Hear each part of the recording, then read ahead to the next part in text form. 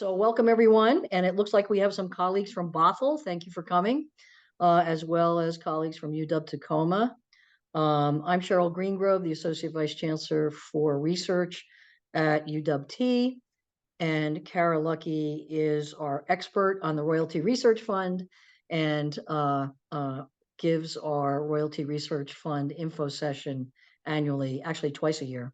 And we really value her insights. So I was previously with the Office of Research full-time at UW Tacoma and worked with many PIs, and I had the number last time and now I'm forgetting what the number is, but many dozens and maybe even up to 40-ish PIs on the Royalty Research Fund. And I subsequently left the Office of Research, but have stayed on in sort of a consulting capacity, and since leaving have learned to love the RF even more.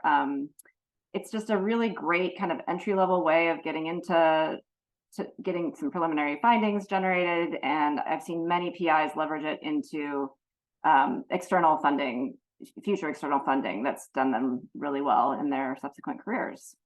Today it's an info session, so I'm going to talk at you, but please do feel free to flag me down if I am going too fast, or if you want to ask a clarifying question. We usually have plenty of time for Q&A at the end as well, if you want to kind of stay on for some more personal questions or individual questions. And then Cheryl or others from the Office of Research, if you could try to monitor the chat.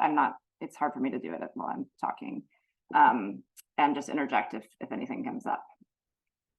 So today I'll just talk about RF generally, the objectives, eligibility requirements, the review process and the criteria that you're judged upon, some tips for preparing the proposal, how you submit the proposal, what to do once you get to your decision. And then I'll share a series of sort of insider tips that I've picked up along the way. That's things that I've noticed in reading reviewer comments, and also talking to review committee members, and also talking to the RF committee chair, who just recently changed. So I haven't had an opportunity to meet the new chair. But I've seen some pretty consistent threads across reviews that I'll share.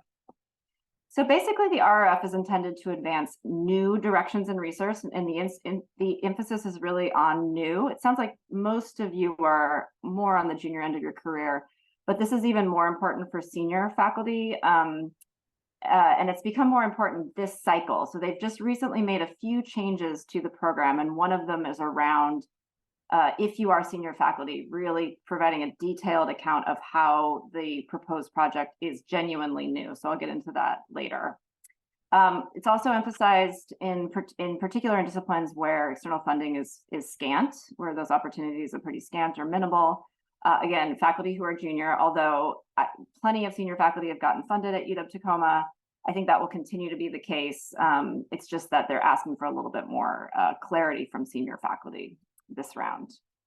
And then also there's a real emphasis on, it's a seed funding, it's essentially a seed grant. So they're looking for you to be able to leverage this little investment, this $40,000 investment, and leverage it into something larger in the future, whether that's in your field, external funding, it could be a book project, but sort of making sure that you're competitive for the next step.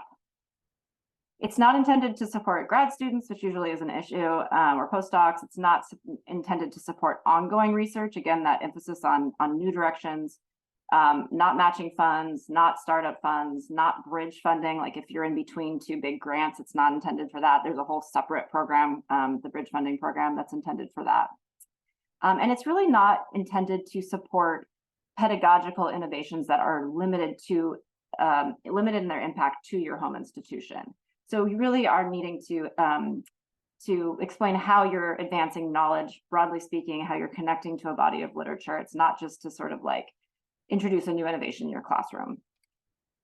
So in terms of the budget, there's about $1 million per cycle. It's actually funded through the royalty fees that UW receives from patents. So that's thus the name. You are allowed to ask for up to $40,000 for 1 year. A 1 year no cost extension may be granted and is most likely would be granted, but you are writing the grant for a year and scoping it for a year. There's two kind of terms used for RF. It really doesn't matter. It's just how they kind of categorize your application. There's a standard standard RF, which is summer request for summer salary. That's up to 2 months of summer salary. And then there's the Scholar RRF, which is requesting a teaching release. Again, does not impact your competitiveness, and it doesn't matter. It's just you have to identify as one of those. So you have to be full or part-time. You can also be professional staff, but you have to have a fixed term employment or a regular term employment. And you must essentially have PI status decided by, as determined by your dean and per the policy at your institution. You're not eligible if you're acting, affiliate, or visiting. If you are funded in a proposal, you must be either a PI or a co-PI on a proposal. That's to guard against you being on like 5 different proposals. And then you can only be a PI or co-PI on 1 proposal per round. So you essentially have 1 shot at funding per round, and you can only be funded for that project. You can submit up to 3 times. So that's your initial submission and then 2 resubmissions. After that, you can resubmit, but it has to be a new project. And if you're a past recipient, you are eligible again, but it has to be at least 2 years since your last grant ended. So it's solicited twice a year, which is also a really great thing about the RF. You have 2 chances at it. The first is coming up September 25th, and then the subsequent will be it's always the first Monday in March, which is March 4th of next year. And then those awards are announced in January. If you submit September, you'll know by January. If you submit in March, you'll know by June. You also define your performance period. So you can apply in September, find out in January, and then decide you don't want to actually start your project until May. So you have a lot of latitude and kind of the timeline. That's a common question I get, is sort of like, what makes sense for me to, if I'm going to do the bulk of my work in the summer, when should I apply? The answer usually is apply when you're ready, and then you can determine that start date. And that's when the year limit gets triggered. Of course, like any funding opportunity, we suggest that you get started with the process much earlier than you think you need to. 2 months is really ideal.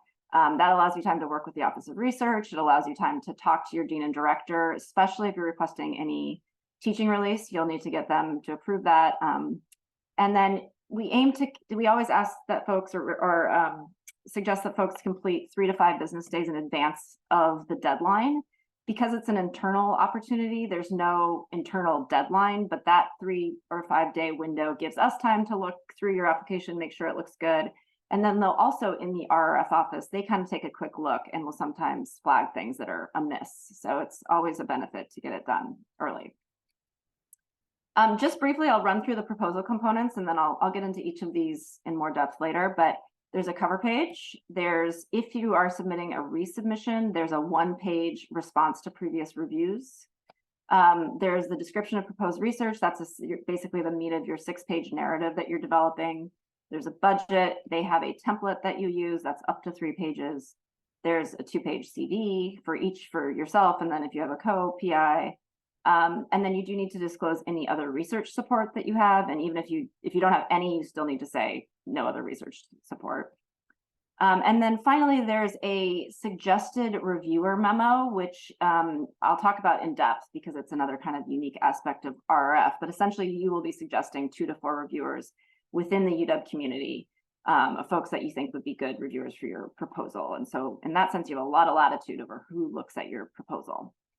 And then finally, references. And this link down here is a very well described set of web pages about how to apply for the RF. All of these are required. They're all important. They have to appear within your application. Okay, so getting back to kind of overview stuff, the funding rate is generally around 25% over the 3 institutions. We have generally had a much higher rate at UW Tacoma. And I have to think that has something to do with the kind of personalized attention you get in the Office of Research. Last round, we had 4 proposals and 2 were funded, and we're averaging around 33%. So that's better than you'll see at most. It's still competitive, but better than you'd see at most external funding agencies. Okay, so I'm going to start getting into the review process. Is there any sort of overview-y type questions that came up for anybody?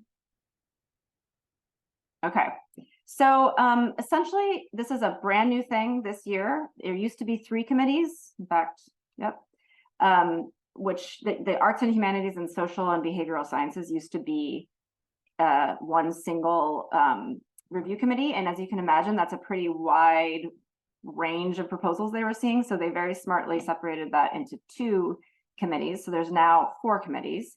And all of this is overseen by Patricia Kramer, who's an anthropologist at UW Seattle. She's the program chair.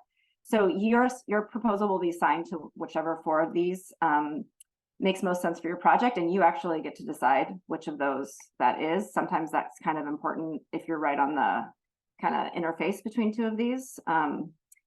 So this is to give you a sense of kind of the disciplines that sit on these committees. Again, this is last year's cycle or last cycle. So you'll see that Arts, Humanities, and Social Science committee was still one larger committee.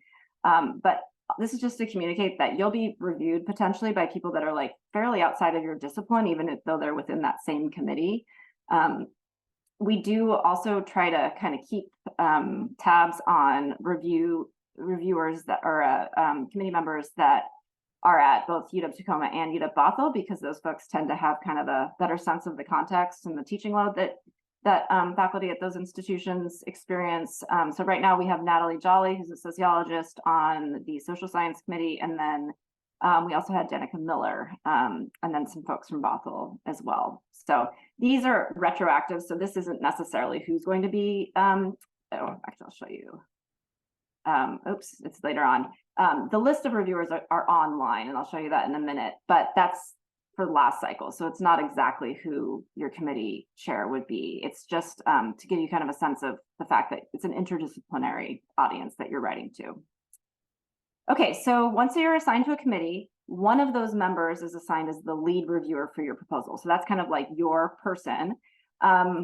My understanding, based on talking to folks, is that it's really based on kind of self-selection, expertise, discipline, what makes most sense, what avoids conflicts of interests. That person can become a pretty important figure. They can really serve as your champion. They also are responsible for mediating any like outlier reviews that you get back. They're the one that presents your proposal in the committee meeting. And again, they may come from a totally different field from yours that's still within one of those buckets, but not your particular discipline. So just think about that as you're writing your proposal, that you're writing for a pretty broad audience.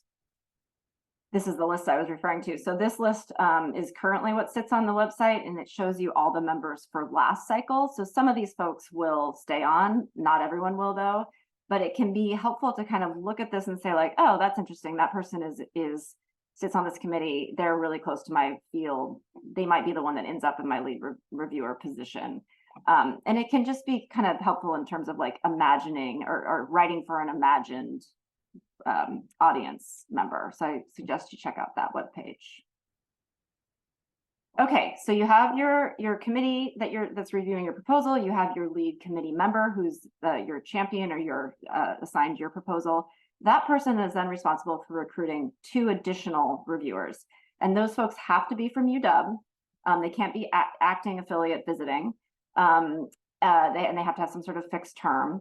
So that person is identified in a couple of different ways. You, as I mentioned before, will develop a suggested reviewer memo in which you suggest 2 to 4 people.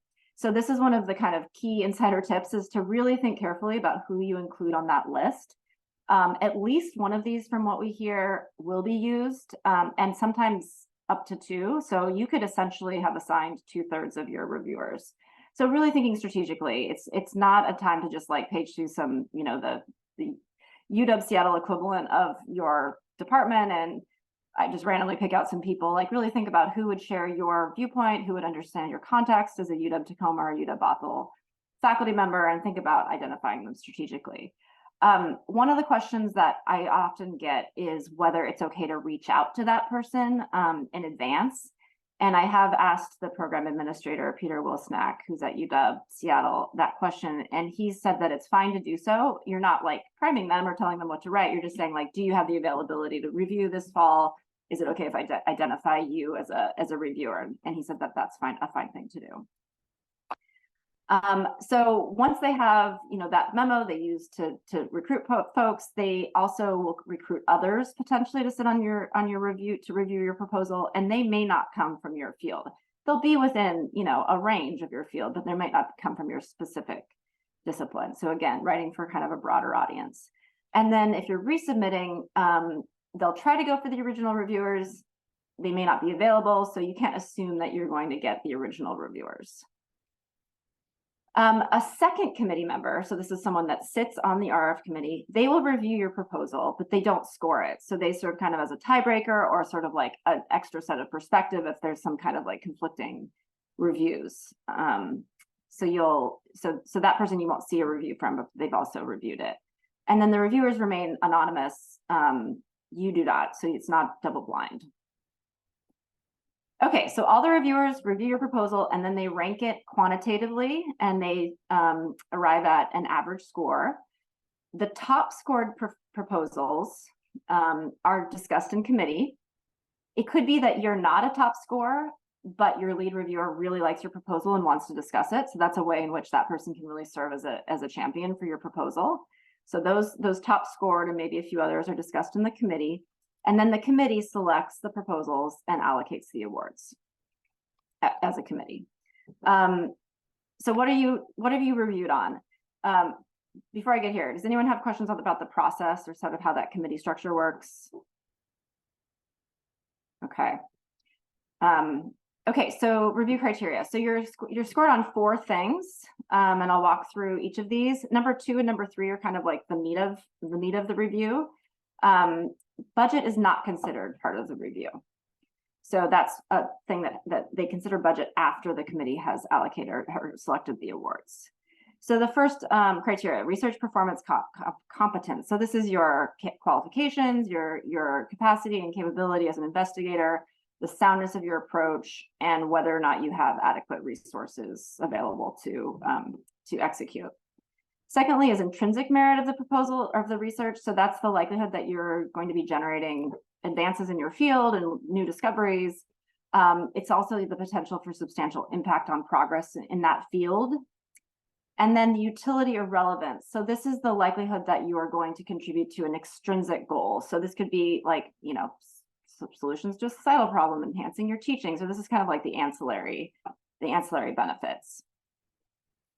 New, not this cycle, but last cycle is a new criteria around broader impacts. And this seems like it should have happened quite a long time ago, but there's now a real emphasis on broader impacts in the sense that NSF conceives of broader impacts, which is sort of like increasing diversity in your field, supporting BIPOC students, postdocs, early career colleagues. How are you kind of fostering an inclusive environment?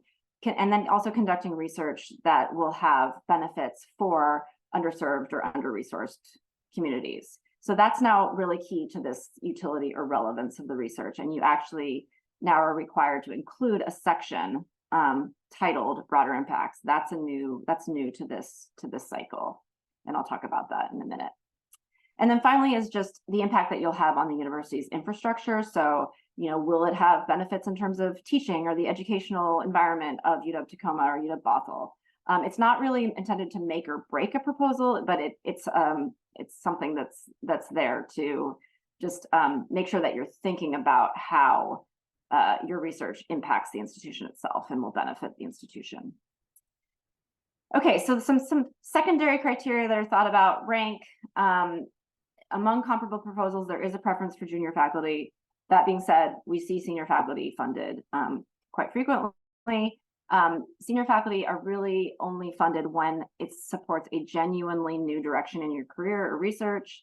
It provides you an opportunity to generate preliminary findings for a one-time funding opportunity that's going to be in 6 months, or there's some sort of time critical piece to the research. Like you have a book project, it needs to be, X number of chapters need to be done by X date. So sort of that time critical. And if that's the case for your work, then you really want to emphasize that. And then again, for senior faculty in disciplines that aren't well funded externally. Also, again, that timeliness piece, so they pay attention to that. And one thing I didn't note here is that there is, and we've heard this from committee members, so this is all kind of take it with a grain of salt, but there has been some folks that have said that they do value persistence. Like if you're continuing to work on your proposal, it's improving every time. They value that, and the committee has enough institutional memory to kind of see that that's what's happening. Okay, so getting back to the proposal components, this is the list of all the stuff that you've got to prepare for your proposal. The real meat of the proposal is that 6-page description of proposed research. So I'll dig into that real quick right now, or I guess not real quick, in more depth. So there used to be 5 sections. There's now 6 sections, if I'm doing my math right. Yeah.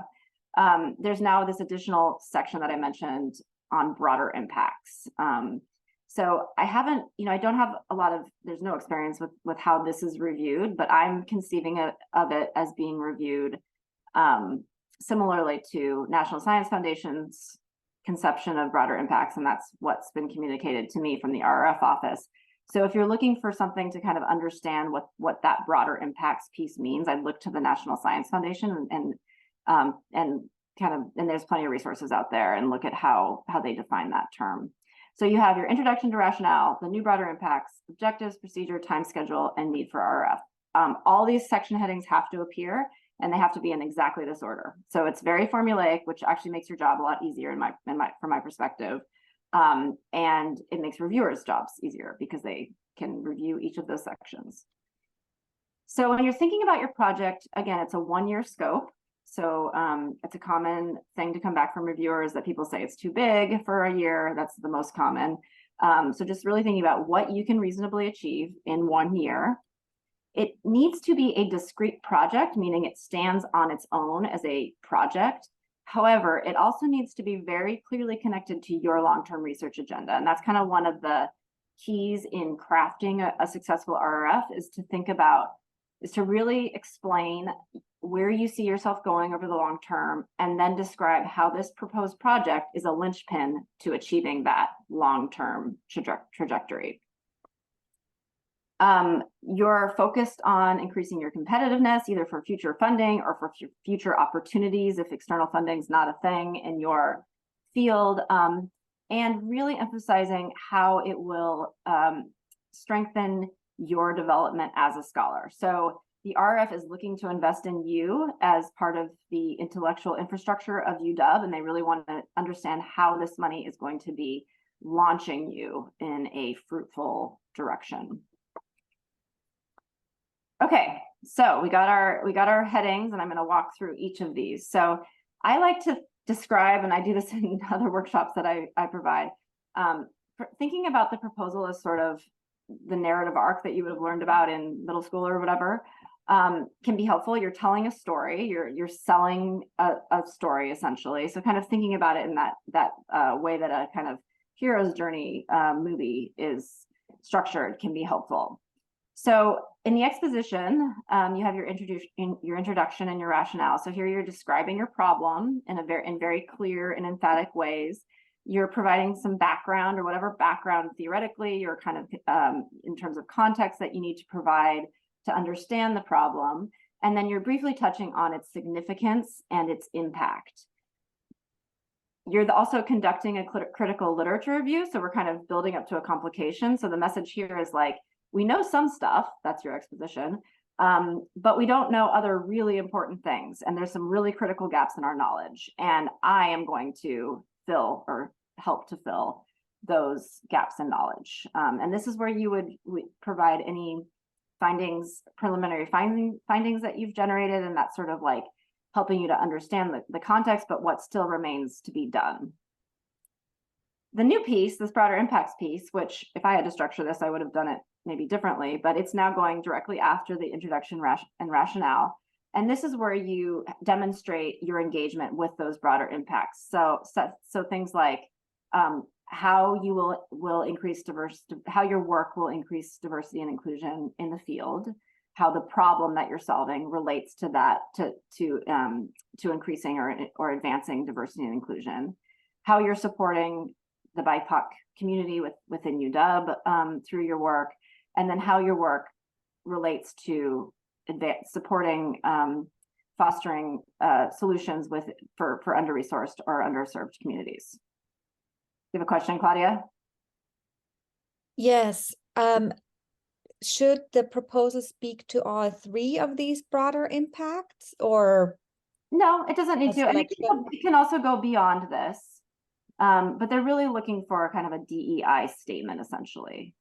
So I probably would have put this at the end. It doesn't flow very nicely. And I mean, it'll be a challenge to kind of integrate it into that introduction piece. But just thinking how you are promoting DEI and belonging, both in terms of your field, in terms of the institution, and in terms of broader society. And or, I guess, to answer your question, no, I don't think you need to hit every single one of these. I think it's just sort of, really giving some thought to how are you advancing DEIB.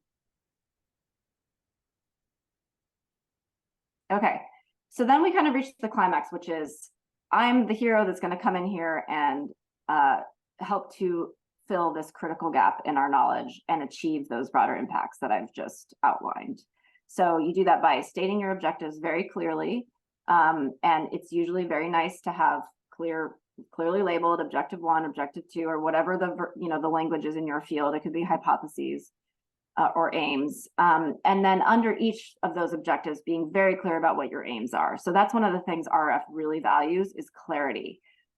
Because it's a smaller funding opportunity, with only a 6-page narrative, I think they have a tendency to see proposals that can be kind of underspecified, and they don't like that. So they want as much specificity as you can provide. Also understanding that different disciplines have different ways of kind of handling how they frame research. So you're not, or scholarship. So you're not, they're not expecting hypothesis-driven science, but they do want to see that you've thought through the details. And this is where you show them that. Okay, so you have your critical gap. You're going to solve the critical gap. Oh, Wishan, do you want to ask a quick question? Yes. So there says measurable aims. Does that mean that, like, I should avoid more exploratory objectives?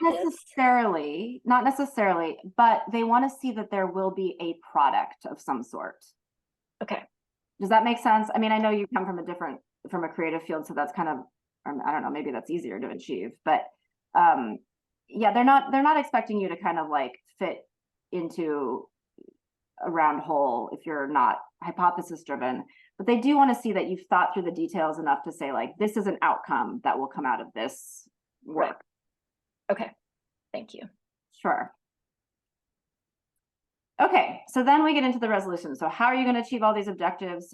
What's the plan? What methods and tools you're going to be using? What capacities do you have or qualifications do you have that make you particularly well suited to do this work? If there's any sort of like infrastructure or labs or supplies that you have access, that you need access to, indicating whether you have permission to access all of those things. So this is another place where you're really demonstrating to them that you've thought through the nuts and bolts of your project and you are going to be able to execute within 1 year, which goes very fast.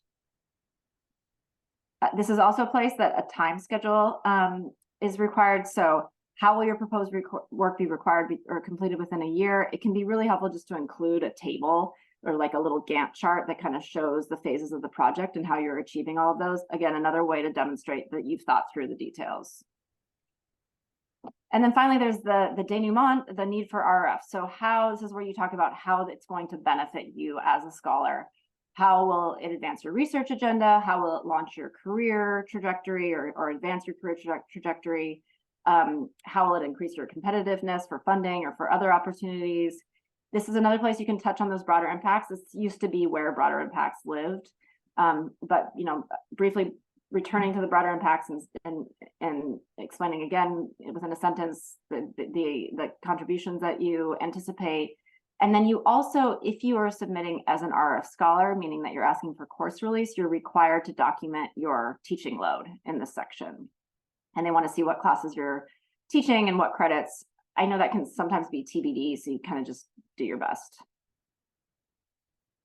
Okay, finally, there is a new requirement this cycle for senior faculty, and I've referred to this already. They are requiring now that if you are a post-tenure faculty, you describe in detail how your project will do one or more of these things. So A, support a genuinely new direction. So not just sort of like, a next phase in your research, but like truly a new branch of your research agenda. B, how it is a unique and or time sensitive opportunity. So that could be, you need to generate preliminary findings for this like external funding opportunity that's only offered, once every couple of years, or you're undertaking some time critical piece of your book project, or you have a sabbatical coming up and this is the time to really, make use of that time, that sort of thing. So just really focusing on the kind of how critical it is in terms of the timing. And or C, which is again that external, that piece about being in a discipline that in which external funding opportunities are less available than others. So again, I have not seen this in writing yet because this is the first time that this is being required, but I think there's increasing emphasis on making sure that senior faculty are making that case pretty strongly. Nothing about this is new. This has always been in the guidance. It's just that you now have to explicitly address it. Or in the past, when I worked with faculty, I always had them explicitly identify it, but now it's a requirement. Okay, any questions about the description of research in terms of the sections? I'm going to kind of move into some tips. Okay, so when you're preparing your proposal, it's really helpful to keep in mind a target audience of someone who's very scientifically literate. They're like, oops, Eliza, do you have a question? Yes, I have a question about the objective, like the aim, specific measurable aim. Mm-hmm. Like a publication would be considered as an outcome, or Publications, is that what you said? publication is the outcome, or any other specific examples can you provide? Yeah, a publication is definitely an outcome, and you should certainly emphasize that. It shouldn't stop there though. It should be like, I'm going to publish this manuscript in this target journal, which will then, allow me to move into this new space. So kind of taking it to the next level to describe the benefit of that publication to your career. In terms of other outcomes, it can be very specific to the science itself. So, just being clear about, and I'm thinking in terms of like hypothesis-driven science, the aims need to be framed in ways that are smart. Let's see if I can remember the acronym: specific, measurable, actionable, reasonable, and time sensitive or time critical. So just being kind of, it's not sort of like Wishan's question about exploratory work. Exploratory work is I think it is a harder sell for RRF, but it's not, not valued. It's just being very clear about what from that exploratory action will you achieve, which then can bring you to the next piece of your work. Does that make sense? Yes, like some kind of growth, just a stream of work. Right. And it doesn't, it doesn't have to be a tangible product. It can be a publication, but it doesn't necessarily have to be a tangible product. It can be a milestone in your work, which will then bring you to the next piece of your work. Okay, I see. You have a follow-up, Wishan? Yeah, it's not really a follow-up. It's a different question related to the, kind of gaining permission, or if I have permission from an institution, getting the institution the support. Is that like a make or break point? Like, is it, if I don't have it, I'm in the process of communicating with them. Should I even mention it, or should I like not? I'll have to talk to you separately about like the specific, context there. But in general, I would say it will give the review committee pause if some critical piece of your work hinges on access. The next logical question for them will be, well, what if they don't get access to that thing? Does the whole project just die? So teeing off that concern would be important in your proposal. So that could be, again, I'll need more about your context, but that could be,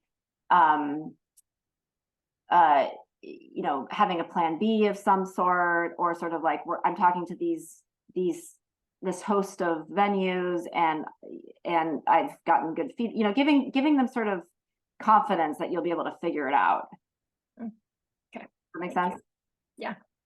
Okay. Eliza, you have another question? Or is it your Yes, another question is related to the procedure feasibility, Uh-huh, that part.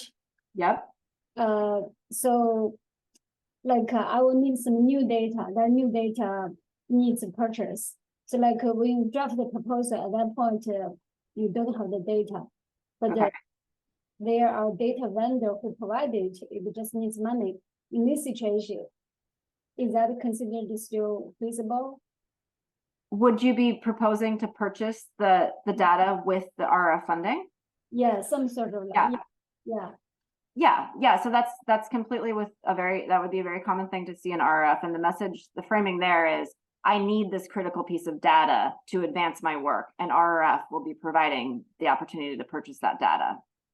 Okay, okay. So that's an example of something that, they want to see that they're supporting something that's critical to your work, that without that investment, you wouldn't be able to proceed. Mm-hmm. Yeah. That's a high return on investment for them. Mm-hmm. So yeah, that's certainly something, and just making that case in your proposal that I can't take this new direction without this data. Thus, the RF will help me to achieve that goal. Okay, that's great. All right, anything else? Okay, so getting back to kind of starting to work on your description. So keeping in mind an imagined reviewer who's someone who's, very scientifically literate, a professor just like you, but not a specialist in your field. And the language RF uses is major features should be accessible to non-specialists. So again, keeping in mind you're talking to a broad range within your field and maybe outside of your field. One great way to make sure you're hitting that target is to ask a non-specialist colleague to review your proposal and make sure that they understand it. However, some reviewers may have specific expertise. So you kind of need to walk this tightrope of providing enough technical detail to satisfy those folks' expectations, while also being accessible to a wider audience. So, you're suggesting your reviewers, kind of keeping in mind one of those suggested reviewers, what would they need to know as someone who's more expert in your field? They're just people in your same role. So they're very busy. They're reviewing this late at night with kids around, or a glass of wine, or just, this is all on their off time. So just doing as much as you can to make it easy for them. And really the way to do that is to be very explicit and clear, and making sure you're connecting all the dots. It's one of the things that I am commonly saying to folks, because when you're so in the weeds with your own work, it's hard to kind of step back and say, like, what if I didn't know anything about this, what connections would I need to help that person understand? So just trying to take a little bit of a 10,000 foot view and help reviewers understand your project. Again, keeping in mind that theoretical lead reviewer from that RFF website list can be helpful, just to kind of have in mind who might be looking at or might be the lead reviewer for your proposal. You can also request awarded proposals, and they're all listed on the website. So this is the most recent list of awardees, but all of them are on the website, and people are generally pretty, from what I've heard, pretty forthcoming with their proposals. So if you see someone on here that's in your same kind of field, or uses this similar method, it might be worth just reaching out to them and seeing if they'd be willing to share their proposal. And some of the folks are UW Tacoma folks too, or UW Bothell folks. That might be an easier solve. Again, the budget is $40,000. They do sometimes reduce the budget. I think that's been happening less frequently. Lisa would probably know better than me. But really the goal is to request what you need. You don't need to max out the 40 if you don't need it. But you also shouldn't lowball yourself either, just really what you need. So you can request faculty salary, so that can again be summer or a 1 quarter release. It's very rare, but I think they will fund summer salary and teaching release together. You have to really justify it well, and you have to identify which is your priority. So if funded, I would prefer summer salary or teaching release, because they may come back and say, we can give you one. So they want to know which one you'd want. And you can only request salary if you're named as a PI or a co-PI. RAs you can include, but there's some tuition requirements there. So talk with Lisa or Cheryl about that. You can include consultants, research staff, as long as, and you can request funding for them. If they're faculty, though, they need to be named as PI or co-I. Any sort of travel, not conference travel, but any sort of travel required for your work, supplies, materials, equipment, et cetera, those are very common. F&A, the retirement benefits, excuse me, will always be included if you're requesting salary. And then there may be tuition requirements. Again, talk to Lisa about that. That doesn't come up much for UW-Tacoma, at least. So what's the process? This is all submitted through SAGE, the Systems to Administer Grants Electronically, and that's something that Lisa will help you with, or Cheryl, creating that EGC1, which I think stands for Electronic Grant Certificate. I always forget every info session, but it's an internal platform, and this is a good opportunity to get comfortable with that. So I think that's probably why they have you submit it in that way.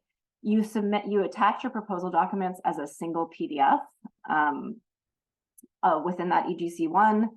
You attach your suggested reviewers memo separately. There's a section called documents to be submitted to sponsor, so you attach it there. And then once you've uploaded everything and initiated the process, it will go through a series of approvals. So it'll first go to your dean and director, it'll then go to finance and administration, and then it'll go to the Office of Research, and then it goes to Seattle. So you really need to plan times for these approvals. You shouldn't be starting this at like 4 p.m. on the deadline. And then you should talk with your dean and director, period, but especially if you're requesting release, because that'll be something that they need to consider well in advance of that deadline. So when you're in SAGE, this is kind of what it looks like. You identify the appropriate area of your research. And so these map onto those 4 committees. So being careful about which you choose. If you don't choose any, it's not a required field, then they choose for you. So if you're, again, sort of in an interstitial space between these some buckets here, it's important that you have control over who you want that committee, who you want it to go to. And if you are in that circumstance, it can be helpful to look at the reviewers or the committee member lists to see like how the fields are kind of shaking out between the buckets. And I can help you figure that out too. Again, being strategic about where you send your proposal to.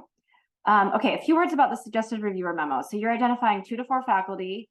You can't have written or taught with them in the past 5 years because that would be a conflict of interest.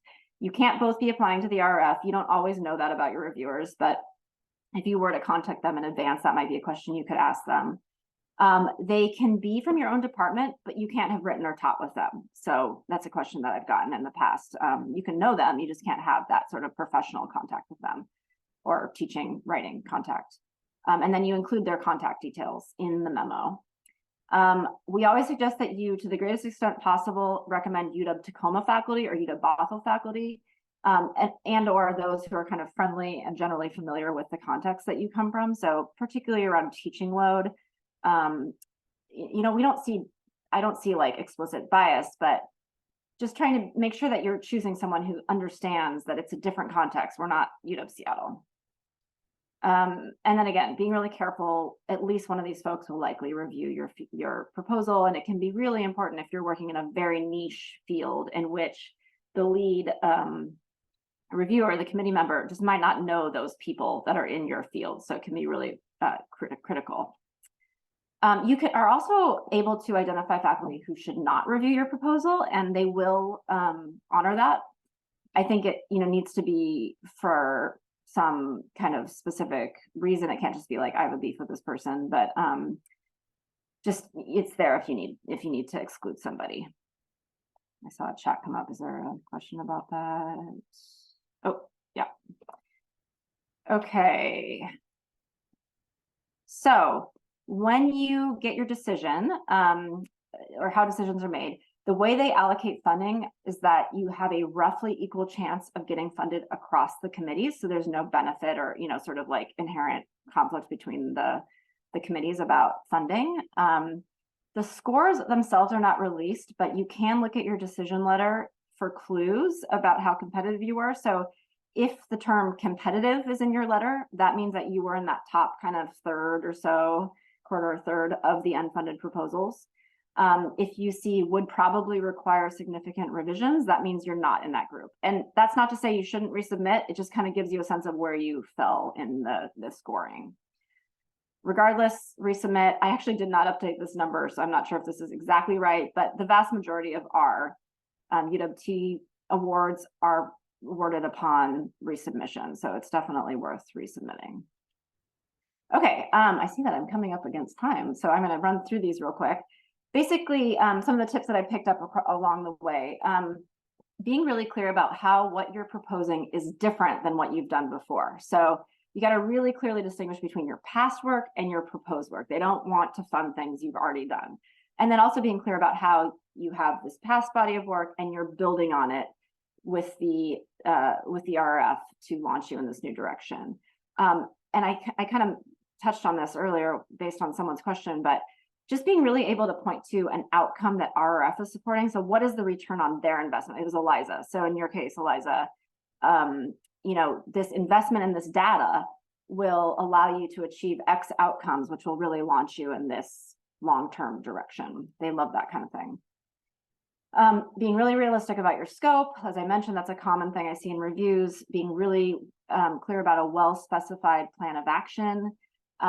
I think reviewers tend to read a very ambitious scope as sort of, you don't know what you're doing quite yet. And then it's an opportunity to really demonstrate that you've thought through the nuts and bolts details, which is an indicator that you're able to execute. And then being explicit about how you're achieving your objectives. So they don't like sort of like, trust me, I'll figure it out on the fly. They don't like that kind of thing.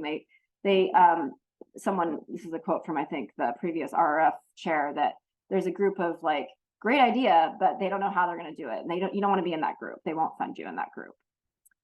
Another thing we've heard is that people will adapt like an NSF proposal for RF, and that becomes very clear in the review process. So you really want to write for the RF, and you want to show how RF is launching you, not kind of like keeping up your status quo of your work. Really demonstrating your awareness of positionality. So using language carefully to do that. That's particularly important with this new broader impacts piece. This is always kind of an interesting little tidbit. One reviewer or committee member shared with us that someone had said that they would do something with a community organization in their proposal. Someone else sitting on the committee was very involved in that community organization and didn't think that relationship was as strong as the applicant had framed it as being. And so just understanding that like this is UW's a relatively small place. People know and work with the same people. So being aware that there's unexpected knowledge that could be out there. Demonstrating responsiveness for resubmissions. Again, persistence can tend to be valued and rewarded. And there is some institutional memory built into the committee structure. So really responding to those reviews in a constructive way. And then again, this is the last time I'll say it, but just really being strategic about that reviewer, the suggested reviewer memo. When possible, be really specific about a future funding opportunity. So not just like, I'm going to apply for NSF, but like, I will apply to a career grant in geography by this date, that kind of thing. Again, just demonstrating you've thought through the details. And then using that need for RF to describe your career trajectory. So if you're a senior faculty who has had like a really large institution building or administrative load over the years, and that's impacted your research productivity, tell them that and just say like, this is my situation and I'm looking to launch this new direction in my work, which I haven't been able to do because of this administrative burden. Not in a way that's complaining, but just sort of like, this is just the circumstance and here's where I find myself. It's really good to emphasize undergraduate research. They like that, and community engaged scholarship. But it's, and I think I say this elsewhere, it's not intended to support undergraduates. So while that's like a good ancillary benefit, emphasizing that as like a key outcome is not important for the RF as it could be for other funders. Again, explaining how the project fits into that long-term research agenda. They are looking to invest in you as a piece of UW's infrastructure, and so they want to see that they're going to achieve a return on that investment. Quick note about community engaged or applied work. Just making sure that it's very clearly detailed, operationalized, that you're really emphasizing the contributions beyond that particular site. They want to see that there's sort of a generalized advancement beyond, you know, a particular community partner. And then also emphasizing how that partnership that you're developing, strengthening, will then set you up for future work and funding. It can be really helpful to frame the UW context, UW Tacoma context for those that are not familiar with it. So that's things like it's a predominantly undergraduate, heavy teaching loads, really diverse student population. And these are not accurate, probably. These are probably old from last round, but so there's a link here, check it out. But emphasizing things like that, that Seattle folks just may not know. Again, you know, if you come from a background of kind of heavy institution building, noting that, also emphasizing that it's a very interdisciplinary culture, and I'm assuming that's true with Bothell as well. And then here's the piece where I had mentioned earlier, just emphasizing that undergraduates would be involved in the project if that's the case, but not, you know, realizing that it's not intended as a support for undergraduates. Okay, so I'm getting to the end here. So just a real quick plug for the Office of Research that we're here to help. I can support proposal development and editing. I say that with the caveat that we're getting quite close to the deadline for September. So I really am not sure how much capacity I'll have to work heavily individually, but that will be, I'll have more capacity in March for the March deadline. Development with the budget, Lisa supports that. Also, we're always interested in making sure that we have kind of a pipeline of RFF committee members to keep that UW Tacoma presence on there. So if you or someone that you admire has that kind of history of external funding, it doesn't have to be RF specific, but they want to see that you've been funded somewhere, let Lisa and or Cheryl know so they can kind of keep tabs on that. And that's all I have. So I think we're pretty close on time, but I have a few minutes for questions, or we can schedule something separately. Devishri? Yes, my question is the reviewer get to see our name? Yes. Okay. Yeah, they see you, you don't see them. Okay, thank you. Any other questions? So there was a question about slides. We actually have this recorded. And Kara, I don't know if we've had slides up before. We usually put the recording of this workshop up on the Office of Research page. It'll take a couple days. Media turns it into a YouTube, and then Kelly will post it up on the Office of Research UW Tacoma webpage for people to watch. Well, good. Well, thanks for everyone for coming. And I am so pleased to see such large numbers of interest. It's such a great program, and I highly recommend that everyone consider it. Okay, I think we're good. I'll make sure we get the PowerPoint and the handout, and those get posted up on the Office of Research page. And anybody have any last minute questions? Looks like a bunch of thank yous, which is great. Thank you so much, Kara. Yeah. Kara's terrific. If you have any questions about the RF or what you're writing for the RF, contact Kara. If you have questions about budget or process, you can contact Lisa or any of us in the Office of Research. Okay, and we can help you with that EGC1. Sound like a plan? Sounds great. All right. Well, thanks everyone for joining, and good luck. Thanks a bunch, and have a great rest of your summer, and hope to see you in the fall.